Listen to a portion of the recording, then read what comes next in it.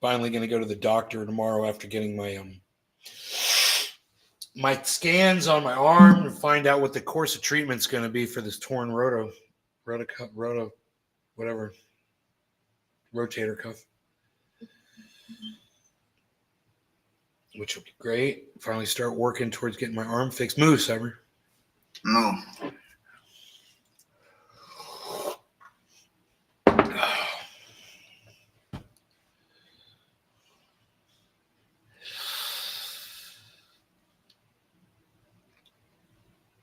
Those scans would take so long in Canada to get done.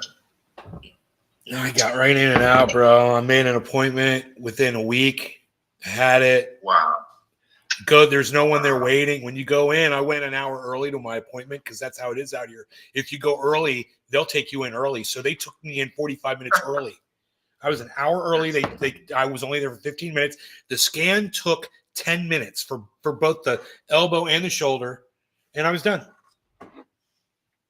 Here, if you're on like the healthcare system, that would take I could take about a year to see some scans.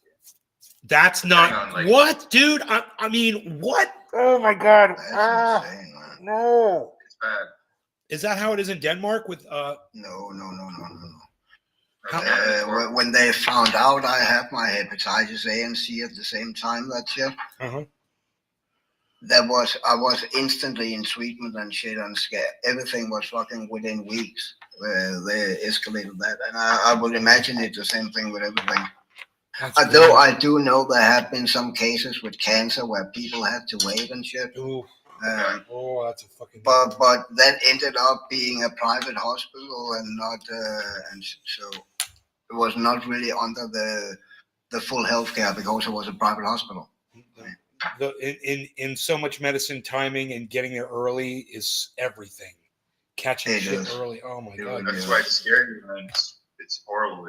I don't understand what's going on. You've got the same healthcare everyone else has over there, Jimmy? It's just the economy, I guess.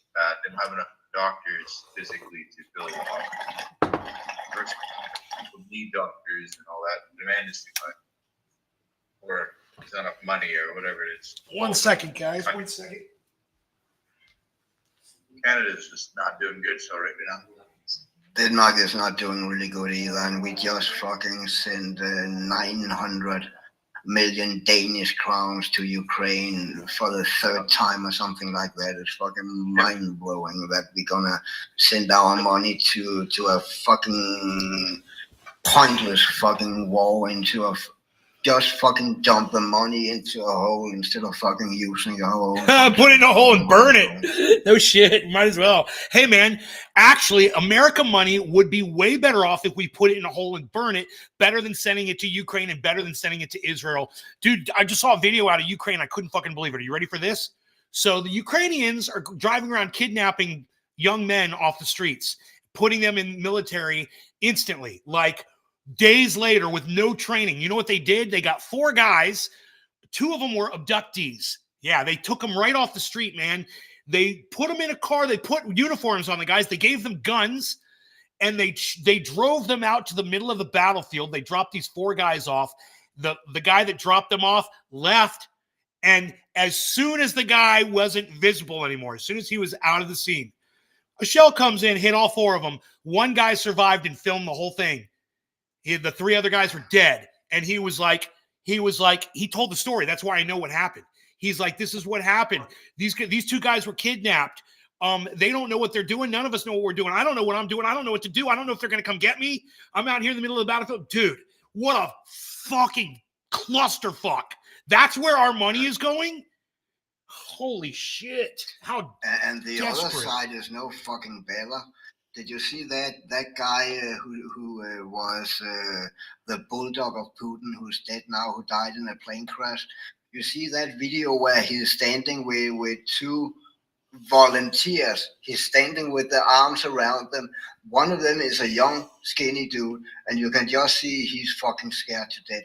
The other one is an old guy, totally out of shape, and you can also judge. They both know that. And he's standing with the arms around them, and those 2 guys, they're going to protect this area. And when you come in and he knocked them on the chest, they're gonna shoot all of you. Those two guys gonna put, and then those two guys. I mean, it's fucking. They'll know better, but it's fucking pointless to send money over there, man. Jesus fucking Christ. Fucking A. Yeah, so I guess Steve Running can't hear anything, and he's been sitting there for 6 minutes with no audio, and he needs to fix his audio. Yes, the audio is working. Audio is good. Yeah, so bong rip time. I'm back. Okay, because it is 420. No longer going to get him. Cheers, Cyber. Cheers, Jiminy. Cheers, everybody in the chats. That's just Craig, Steve, Karen. Craig, Steve, Karen, I think. Okay, cheers. Jimmy? Cheers. Trevor? Cheers. Cheers, Jimmy. Cheers, mate. Cheers, everybody.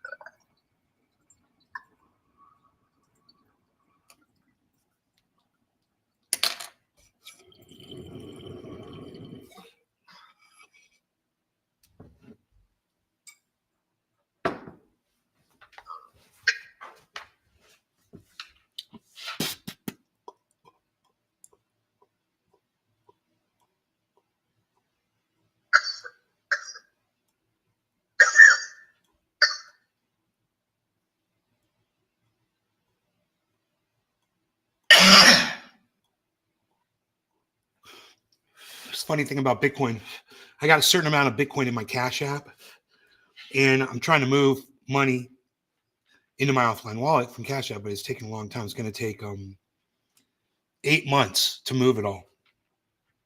Jesus Christ. It's because they have limits on how much you're allowed to move. So I move a little bit, right? And then I go back to check the balance. And not only is the amount that I took out there again, right? Because the price of Bitcoin is going up, but there's more. And so at one point I had a certain amount of money in there, and I started, just giving Bitcoin away and moving it and all that. Went back, fucking $6,000 more in there after taking thousands out. I can't even get it down. It just keeps going up and up and up. And I'm like, that's first world problems, baby. I'm not crying about it. It's fucking great. I cannot move the money out of there fast enough. Well, that's a good problem to have. Hmm? That's a good problem to have. Yeah, the only way to get the money out of there fast is to cash the Bitcoin in for cash. And then you can take all of it out. But I don't want the cash. I want the fucking Bitcoin. I just don't want it sitting on that goddamn exchange, because with all these other exchanges, everything seems so legit, and nothing is legit. So, fuck them all. Man.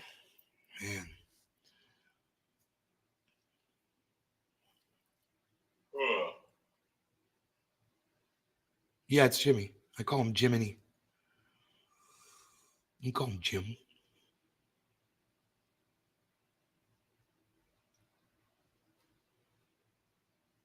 We got a falling bold pennant. It's fine. Everything's great. Everything looks great. We had what you would call an anomaly, spike up and then back down. It's better than a spike down and back up. So it's back in the falling pennant. I think it'll keep that up a little bit longer and then make another move.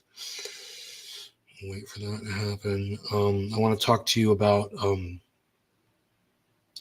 what's going on with Jerry Seinfeld and Jon Stewart. And Jon Stewart made this video the other day, and I was watching it. In the video, he's like, and you know what? All these kids are going and chasing Jerry Seinfeld around. Why Jerry? Why are you going after that one? Why are you singling him out? Jon Stewart. And I felt so confused, because Jon Stewart has a whole team of people working for him. And for Jon to pretend like his team and himself don't know about all of the social media posts that Jerry Seinfeld has put up of himself with the IDF supporting the fucking genocide, it makes Jon Stewart look like a fucking psychotic moron. So I'm here to tell Jon Stewart what's up, right? So I pull up my Twitter the other day, and here's a video of Jerry Seinfeld with a fucking machine gun shooting at targets with his family in Israel with the IDF, wearing like military garb or some shit. Wow. Yeah. Holy shit. So I wonder what side he's on. are we supposed to just let that go, Jon Stewart? I mean, let me tell Jon Stewart this. Let me see. I'm just trying to think of a comedian who supports this fucking genocide bullshit. Besides Jerry Seinfeld, but whoever the fuck that person might be, you know, they're not shooting guns with the fucking IDF. Even Michael Rappaport's not doing that shit. And he's way more vocal about, you know, killing Gazans and promoting genocide than Jerry Seinfeld ever was. But it doesn't matter. Jerry Seinfeld, you know, acts like Israel is perfect and has no problems, and he puts all of his support behind them. And he goes there and he lets himself be photographed and filmed with the IDF. And Jon Stewart is sitting there acting like a fucking clueless moron. Well, I'm here to tell you guys that I'm smarter than Jon Stewart. Either that, or he's pretending to not know, and which is what I'm assuming. And if he's pretending to not know, then I'm a better person than Jon Stewart will ever fucking hope to be. Because I won't hide the truth from you guys. I won't hide the truth from anybody because I have no narrative and I have no fucking. Wait, no, I'm sorry. I do have I would like to see something happen. I would like to see change happen. I'd like to see the fucking genocide stop. Yeah, that'd be great. So yeah, do I have a goal? Sure, I do. Am I willing to lie and propagandize like Hassan is, or Jon Stewart, or any of these other, or anybody to achieve my goals? No, I'm not, because that's not how you achieve your goals. The way you achieve your goals is through honesty. No one will ever be able to go back and call you on bullshit if you do this. And you know what? You'll feel so much better for doing it that way. Manipulating people ain't the way, because once they found out they've been manipulated by you, they're going to disregard everything that they ever took from you. So no manipulating here, guys. Jon Stewart is fucking manipulating his audience, and he's got a very big audience. And even though I love the man, and I admit he's done a lot of good, he's saved a lot of lives, he's changed a lot of lives, he's an amazing person. He is playing stupid with us, and it makes me fucking hate him. It's like you can be the most honest person all along. As soon as you tell that first lie, hey man, you just fucking lied to me. I don't care how long you've been honest to me for. You've been honest with me for, I've been watching the guy for 20 years on TV. Great. You've been honest with me for 20 years. Fucking on the first day of year 21, you decide to fucking lie and say, you don't know why Jerry Seinfeld is being persecuted by all these college students and shouted down every time he tries to give a fucking commencement speech. It reeks, Jon Stewart. You reek.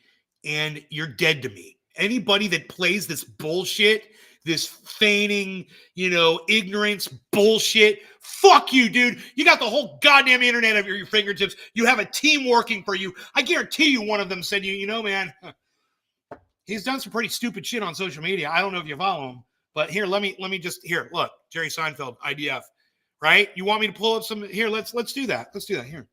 I'm just gonna get on YouTube really fast, and I'm just gonna type in Jerry Seinfeld IDF and just see if anything comes up.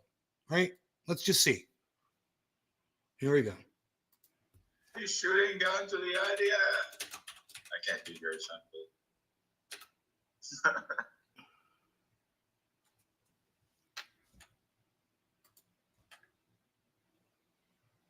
Seinfeld. Just say I'm thinking hey before anything you say. Try it. Try it right now. Say I'm thinking hey and then say something. Say it, Jimmy, go. I'm thinking about something. No. say I'm thinking hey before anything and then make a statement. I'm thinking, hey, why not go to get some cottage cheese at the store? I'm thinking, hey, I got this coffee right here. I'm thinking, hey, what is this? Nobody even knows what this is. I'm thinking, hey, I'd like to do a dab instead of a bong rip for a change. I'm thinking, hey.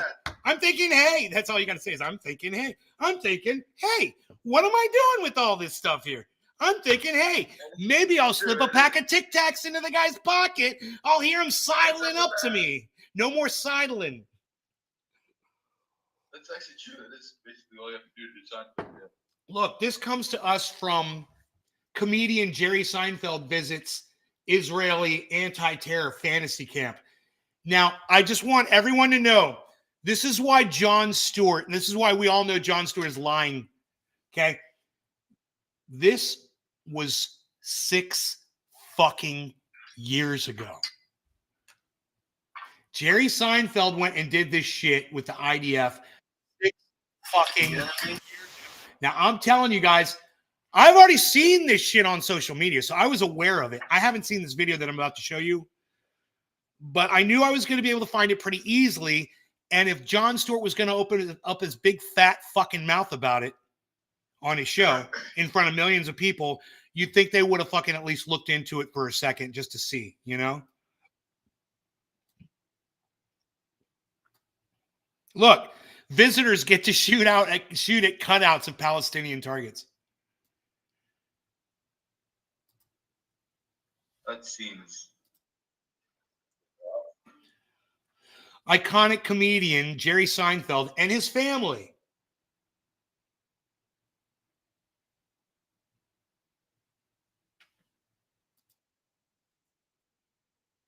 spent the day pretending to be Israeli commandos, shooting and engaging in combat training at an Israeli anti-terror fantasy camp. Kind of like Disney World, huh? Camps like these offer a 2-hour simulation where tourists get to play Israeli commandos. Visitors also get to shoot at cutouts of Palestinian targets.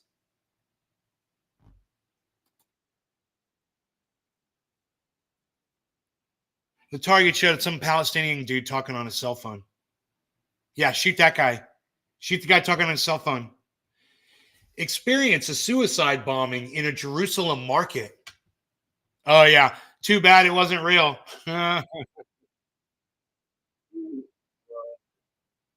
And a stabbing attack. He's got the whole family there. Sounds like fun. Hey, man, this is great. Life in Israel. Great, man.